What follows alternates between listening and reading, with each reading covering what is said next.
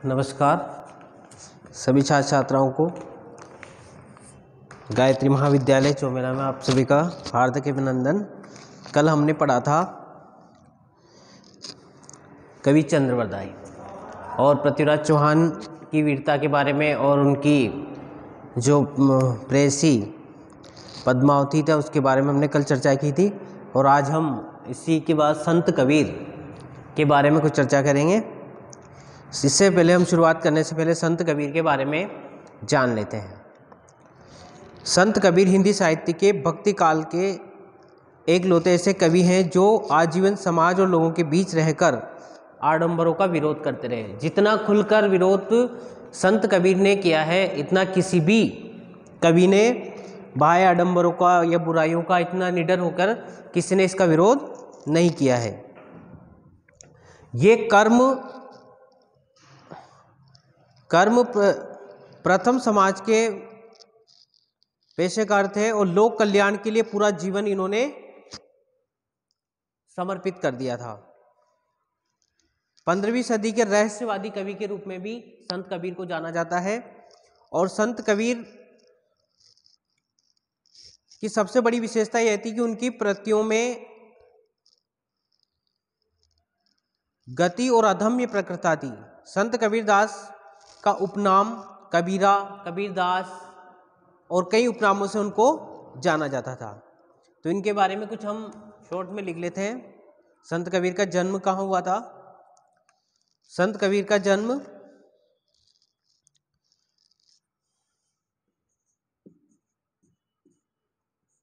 हुआ था इनका 1398 के लगभग। जन्म स्थान है लहरतारा, काशी, यूपी के अंतर्गत पड़ता है। वहां पर इनका जन्म हुआ 1398 में। 1398 इनका जन्म हुआ। जन्म स्थान के बारे में इनकी बात करें तो इनका जन्म स्थान लहरतारा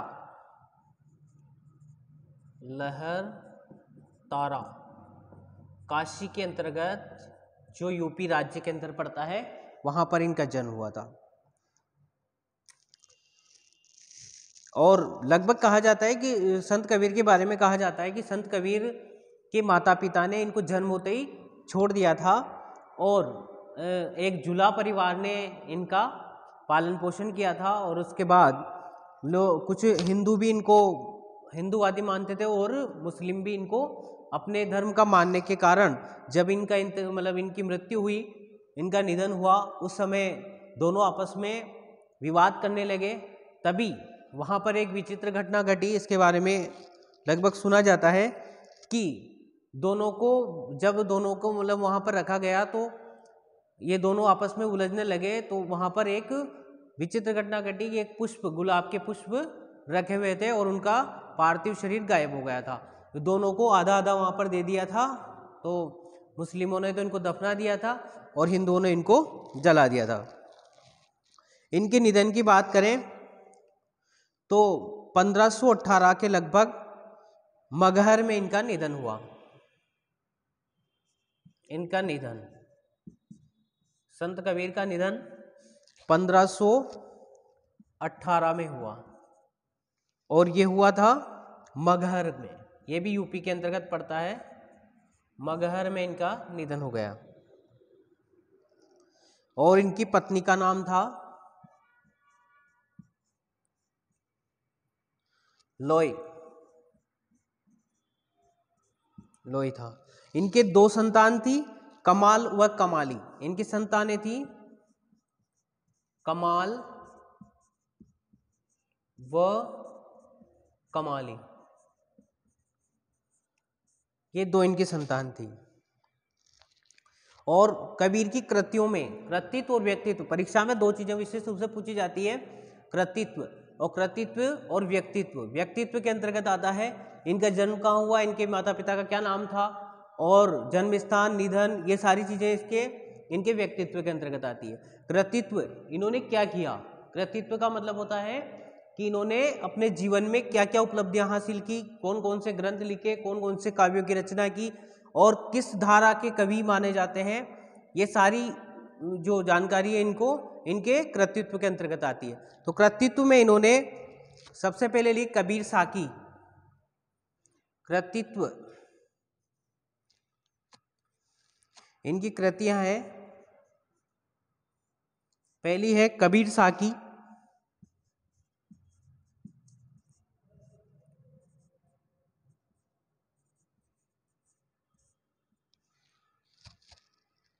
कबीर बीजक,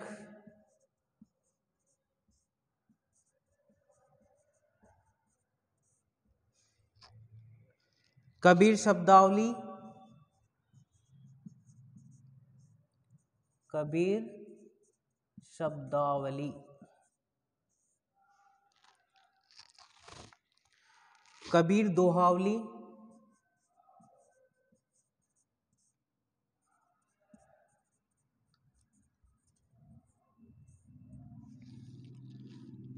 कबीर ग्रंथावली,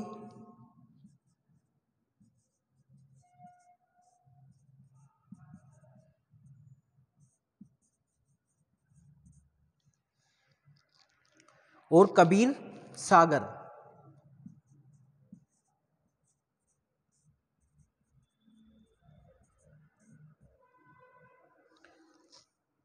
ये इन्होंने अपने जीवन काल में इन ग्रंथों की रचना की।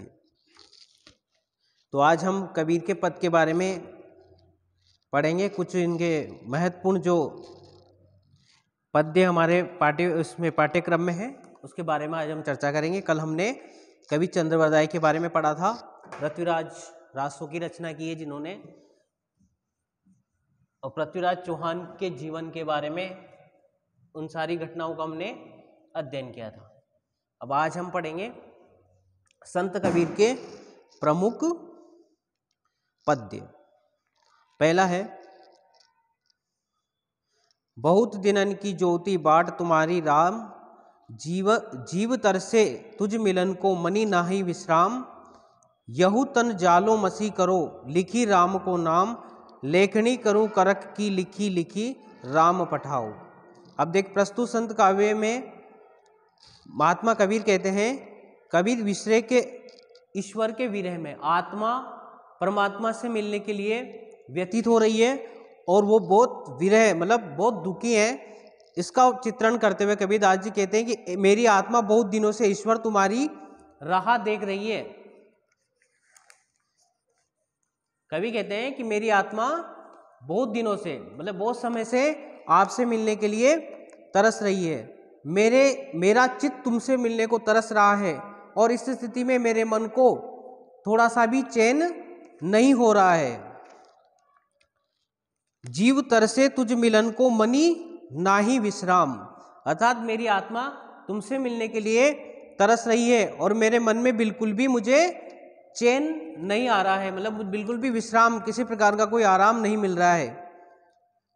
अर्थात मेरे मन में किंचित भी मात्रा विश्राम नहीं है। मेरी भी इच्छा होती है कि तुम्हारे इस जनित दुख का छुटकारा पाने के लिए इस शरीर को जलाकर राख कर दूं, अर्थात मैं मेरे शरीर को ही जलाकर राख कर दूं, इसको ही भस्म कर दूं और उसकी स्याही बना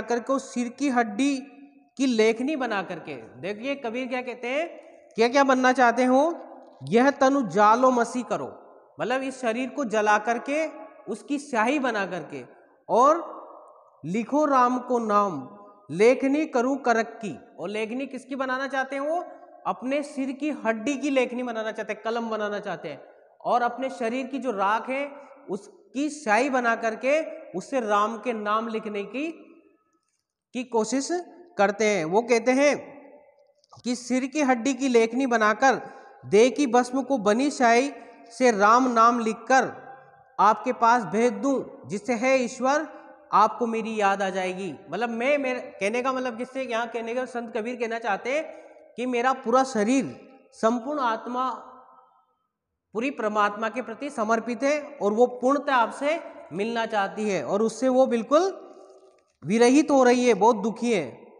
अब देखिए इसमें मैंने कल भी आपको बताया था कि एक पद्य जब भी पढ़े उसके बाद हम विशेष लिखें। विशेष लिखना बहुत जरूरी है। विशेष में इसमें एक तो आत्मा के विरह का मार्मिक चित्रण किया है। कवि ने किसका किया है? आत्मा के विरह का मार्मिक चित्रण किया है। क्योंकि उन्होंने कहा ना कि मैं शरीर को जला करके उसकी राख बना करके, उस राख की स्याही बना करके और अपने सिर की हड्डी का एक कलम बना करके उससे राम का नाम लिखना चाहता हूं, है ना। तो उसमें आत्मा के विरह का मार्मिक चित्रण किया है। पहला तो ये हो जाएगा। दूसरा आपके आ जाएगा, कबीर की आध्यात्मिक विरह भावना गहन है। चलो कोई बात नहीं, इसने नहीं लिखे तो चलेगा।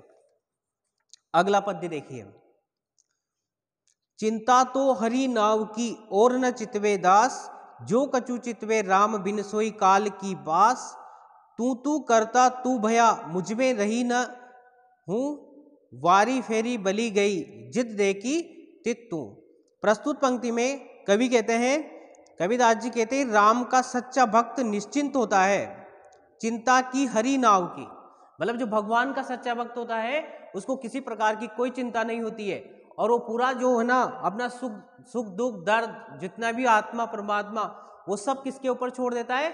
भगवान के ऊपर। उसको पूर्ण विश्वास होता है और वो भगवान के विश्वास पे ही जीता रहता है। उसको किसी प्रकार की कोई चिंता नहीं होती है कि मेरा इतना नुकसान हो जाएगा, कुछ वो इस प्रकार की उसकी कोई सोच नहीं होती है। क्या कहते हैं वो? चिंता तो हरि नाव की और न चितवे दास, जो कछु चितवे राम बिन सोई काल की पास। कवि कहते हैं कि उसकी कोई चिंता नहीं होती है, वह केवल भगवान के नाम स्मरण की होती है। अगर उनको चिंता होती है तो किसकी होती है? भगवान के नाम का स्मरण करने की होती है। ये नहीं होती है कि मेरा इतना नुकसान हो गया, मेरा वो कुछ टूट गया या कुछ, उस चीज को वो बिल्कुल भी दिमाग में नहीं लाते हैं। क्योंकि राम के ऊपर छोड़कर अन्य किसी की चिंता की जाती है तो उससे यमराज या मृत्यु के बंधन और दृढ़ हो जाते हैं। मतलब जो मनुष्य जो कुछ चिंतवे राम बिन सोई काल की पास, मतलब जो भगवान राम को, मतलब ईश्वर को छोड़ करके अगर कोई चिंता करता है तो फिर वो यमराज के पास जाने के लिए उनकी घड़ियों को गिनता रहता है। उससे यमराज या मृत्यु के बंधन और दृढ़ हो जाते हैं। केवल राम नाम स्मरण की मृत्यु के बंधन को काट सकता है। अगर मृत्यु के बंधन से हमें मुक्त होना है तो जीवन भर राम के नाम को जपते रहना है, और उससे जपते रहने से हमारे जीवन के सारे सुख दुख सब खत्म हो जाते हैं और भगवान हमारी रक्षा करते हैं। दूसरी साखी में कबीर ने कहा कि तू करता तू भया मुझ में रही न हूं, वारी फेरी बली गई चित देखी तित तू। दूसरी साखी में कबीर कहते हैं कि सर्वत्र व्यापकता का चित्रण करते हुए कहते हैं, भगवान के नाम का स्मरण में मैंने केवल उनका ही नाम रटा है। भगवान के नाम के स्मरण में मैंने केवल भगवान का ही नाम रटा है। अर्थात जब भी हम किसी प्रकार की कोई साधना या कोई भी भगवान का ध्यान करें तो उस समय हमें सिर्फ भगवान, जिस भी इष्ट को हम रट रहे हैं उनका ही ध्यान होना चाहिए। उस समय हमारे जीवन में कोई दूसरी बातें नहीं होना चाहिए, तभी वो सार्थक हो सकता है। उनका ही नाम रटा है जिससे मेरा समस्त अहंकार नष्ट हो गया है। मेरे अंदर जितना भी घमंड भरा हुआ था ना, वो सारा का सारा ही नष्ट हो गया है, और अब मैं जिधर देखता हूं उधर एक ही परमात्मा का अस्तित्व दिखाई देता है। देखिए, जब भी हम अगर किसी के अंदर बिल्कुल अनन्य भक्ति, बिल्कुल हर साधना इस तरह की साधना करते हैं कि हमें तो चारों तरफ जिस भी मनुष्य में हम देखते हैं फिर हमें भगवान ही भगवान नजर आने लगते हैं, बुरा कोई भी नजर नहीं आता है। तो इस प्रकार की भावनाएं हमारी, अगर इस तरह की भक्ति हम करते हैं तो हमारी पराकाष्ठा पे जरूर पहुंचती है। देखिए, इस पद्य के अंदर विशेष में लिखेंगे, उन्होंने लिखा है कि राम नाम का स्मरण का महत्व बताया है। सबसे पहले तो क्या बताया? राम नाम के स्मरण का महत्व। राम नाम के स्मरण का महत्व बताया है सबसे पहले, क्योंकि राम का नाम सबसे बड़ा होता है। उन्होंने राम के नाम को सबसे बड़ा बताया, क्योंकि जिसका विश्वास भगवान के ऊपर होता है फिर उसको किसी प्रकार की कोई चिंता करने की आवश्यकता नहीं होती है। दूसरा है अहंकार का नाश होने पर भगवान साक्षात्कार संभव होते। देखिए, अगर भगवान ईश्वर को प्राप्त करना है तो सबसे पहले हमें अहंकार का त्याग करना पड़ेगा, और अहंकार का त्याग अगर हम कर देंगे तो भगवान हमें साक्षात दर्शन दे देंगे। अहंकार का त्याग क्या बताया दूसरे में, उन्होंने कहा कि हमें अहंकार कभी नहीं करना चाहिए, अहंकार का त्याग करना चाहिए। कभी भी किसी प्रकार का कोई घमंड नहीं होना चाहिए, क्योंकि संसार की सारी वस्तुएं नश्वर है, कभी भी नष्ट हो सकती है और कभी भी बन सकती है। तो सबसे पहले तो हमें अहंकार को त्याग देना चाहिए। सबसे बड़ा मनुष्य कहते हैं ना, मनुष्य के अंदर सबसे बड़ा अगर शत्रु है तो वो है, एक तो क्रोध है और अहंकार है। ये शत्रु अगर जब तक मनुष्य के अंदर रहते हैं तो चाहे वो कुछ भी कर ले वो कभी सार्थक नहीं हो पाता। और उन्होंने कहा है कि ईश्वर सर्वत्र व्याप्त है। एक और इस पद्य में बताया उन्होंने कि ईश्वर सर्वत्र व्याप्त है। ये सा विश्वास होना चाहिए हमारा कि भगवान हर वस्तु, हर प्राणी, निर्जीव, सजीव, किसी भी प्रकार की कोई वस्तु हो उसके अंदर भी भगवान विद्यमान है। इस प्रकार का विश्वास हमारा होना चाहिए।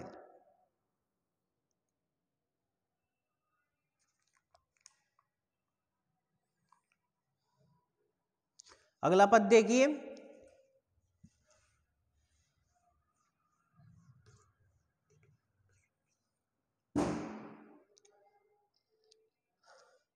पंडित बाद बदे सो झूठा, राम कहे दुनिया गति पावे, खांड कहे मुख मीठा, पावक कहे पाव जे दाजे, जल कहे त्रिखा बुझाए, भोजन कहे भूख जे भाजे, सब कोई तिरी जाए, नरके संगी सुआ हरि बोले, हरि प्रताप न जाने, जो कबहू उड़ जाए जंगल में, बहुरी सुरत नहीं आने, बिनु देखे बिनु अरस परस, बिनु नाम किए लिए का होए, धन के कहे धनिक तो होए, तो निर्धन रहे न कोय, साची प्रीति बिखे माया, सो हरि भगत सो हासी, कहे कबीर प्रेम नहीं उपजे, तो बांधे जमपुर जासी।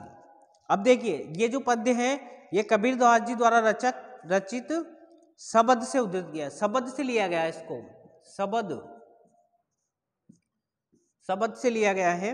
इसमें राम नाम के स्मरण का रहस्य स्पष्ट करते हुए कबीरदास जी कहते हैं कि पंडित लोग राम नाम स्मरण करने का जो उपदेश देते हैं वह लोक तथा वेद की मर्यादाओं के पालन की जो बात कहते हैं, अर्थात कर्मकांड बताते हैं, वह सब झूठा है। आप ही विचार करके देखिए, यदि राम नाम के कहने से ही संसार का उद्धार हो जाए तो फिर शक्कर का नाम लेने मात्र से ही मुंह मीठा हो जाना चाहिए। कबीरदास जी बहुत बढ़िया बात बताते हैं कि अगर राम नाम का जाप करने से अगर उद्धार हो जाए तो हम शक्कर का नाम लेने से हमारा मुंह मीठा क्यों नहीं होता है।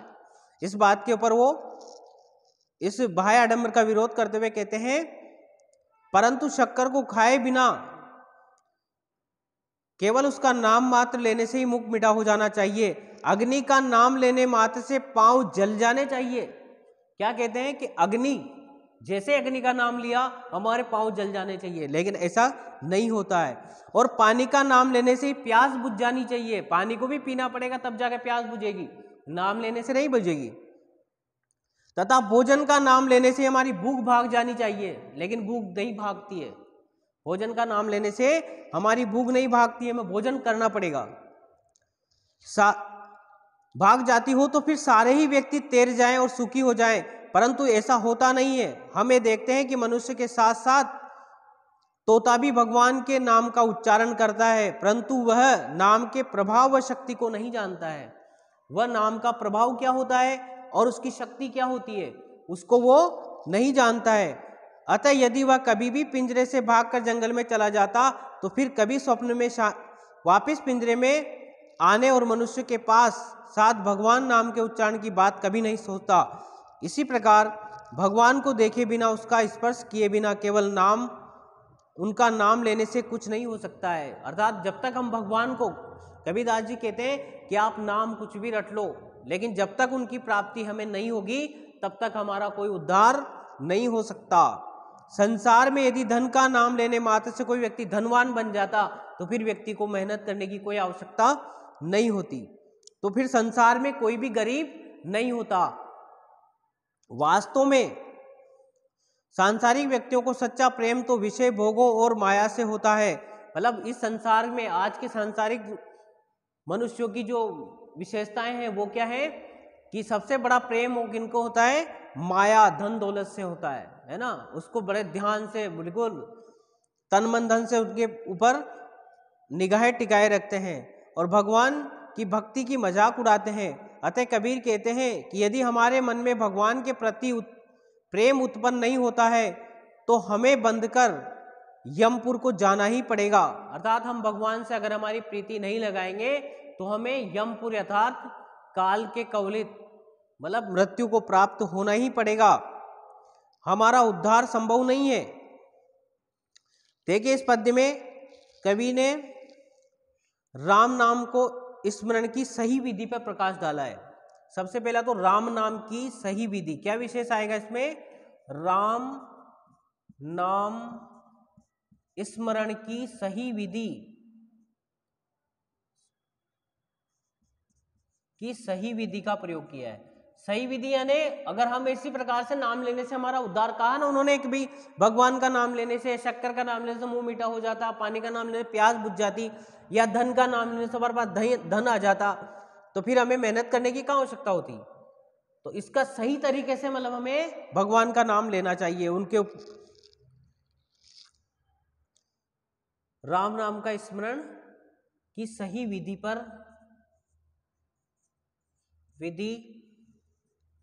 पर प्रकाश डाला है।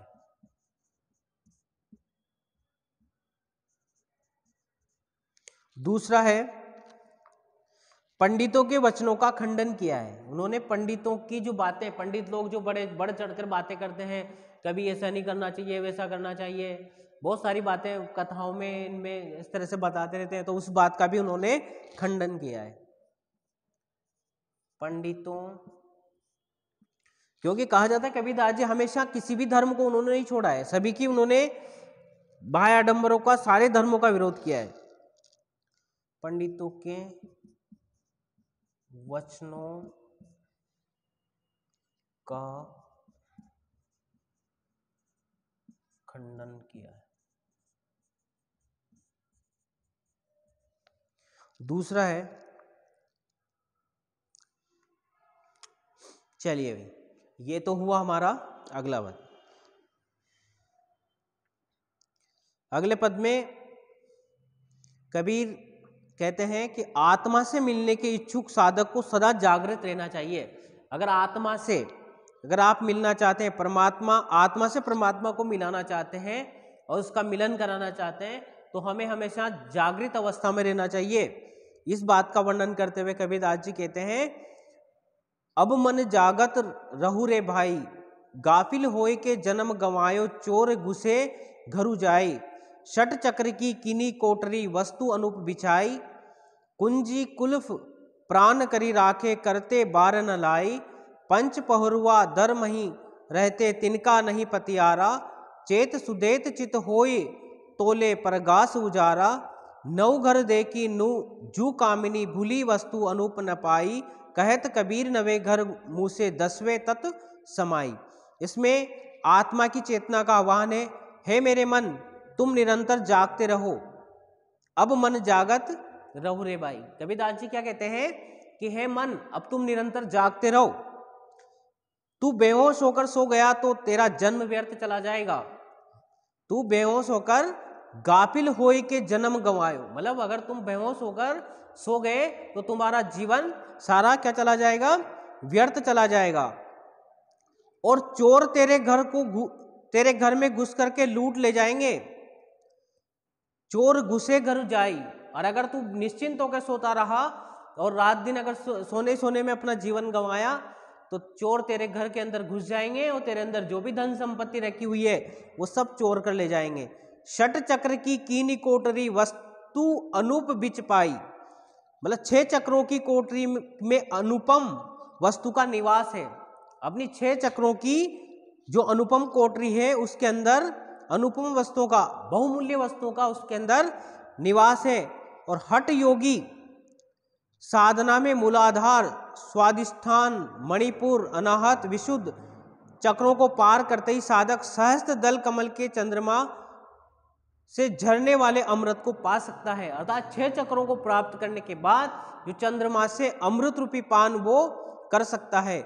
किस पर षट चक्र की कीनी कोटरी वस्तु अनुप बिच पाई, कुंजी कुलुप प्राण करी राखे करते बार न लाई। हे मन, प्राणों को ताला कुंजी से बंद करके रखा है। हे मन, प्राणों को ताला कुंजी से बंद करके रखा है। ये प्राण साधना में भी अभी थोड़ी देर से ही तूने प्रारंभ की है। मतलब तूने प्राणों के क्या लगा रखे हैं? ताले लगा रखे हैं, तालों में उसको बंद कर रखा है। और भगवान के प्रति अभी थोड़ा समय इसमें तूने लगाया है। इसके दरवाजे पर यद्यपि 5 पहरेदार बैठे हुए हैं। कितने पहरेदार बैठे हुए हैं? 5। पंच पहरुआ दर माही रहते, दर यानी दरवाजा, पंच यानी 5 पहरेदार तेरे दरवाजे के ऊपर बैठे हैं। रहते तिनका नहीं परिहारा, और यदि 5 पहरेदार तेरे दरवाजे पर बैठे हैं किंतु अविश्वसनीय है, उनकी ताकत नहीं है कि उसको रोक सकते हैं, उनके ऊपर कोई विश्वास नहीं किया जा सकता। हे मन, विचार पूर्वक तू चेत अर्थात जाग और प्रकाशित ज्ञान का उजाला अपने हाथ में ले ले, अर्थात आत्मज्ञान, आत्मा को जगा और आत्मज्ञान की प्राप्ति कर। और आत्मा रूपी नया घर देखकर, आत्मा नया घर देखकर भ्रम में पड़ गई है। होता है ना कभी, जो आत्मा किसी भी शरीर से हमें विशेष मोह हो जाता है ना, तो आत्मा क्या है? नया घर देख करके वो भी क्या हो गई है? आश्चर्यचकित हो गई, भ्रम में पड़ गई है। किंतु उसे वह अनुपम वस्तु अमृत प्राप्त नहीं हो रहा है। शरीर के 9 घरों में चोरों ने लूट मचा दी है, किंतु वह तत्व तो 10वें घर में ही रहता है। तू इसकी रक्षा के लिए जागृत रह। अर्थात 10वां जो घर है उसके अंदर विशेष जो चीज वो प्राप्त करना चाहते हैं वो उसमें रहती है, लेकिन वो तुझे कब प्राप्त होगी? जब तू हमेशा जागृत अवस्था में रहेगा। अगर सोता रहेगा तो वो उससे तेरा उस वस्तु को प्राप्त करने से तू वंचित रह जाएगा। अब देखिए इसमें कबीरदास जी विशेष, इस पद्य के अंदर कुछ विशेष चीजें बताइए।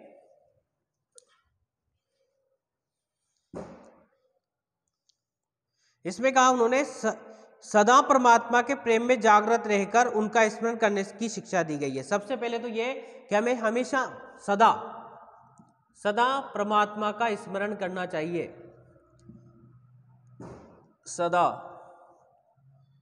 हमें सदा परमात्मा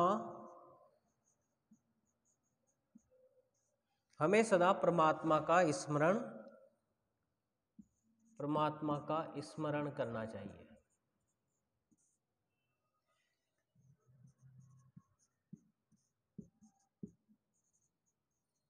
करना चाहिए। पहली। दूसरी है, चलो उसमें कोई विशेष वो नहीं है,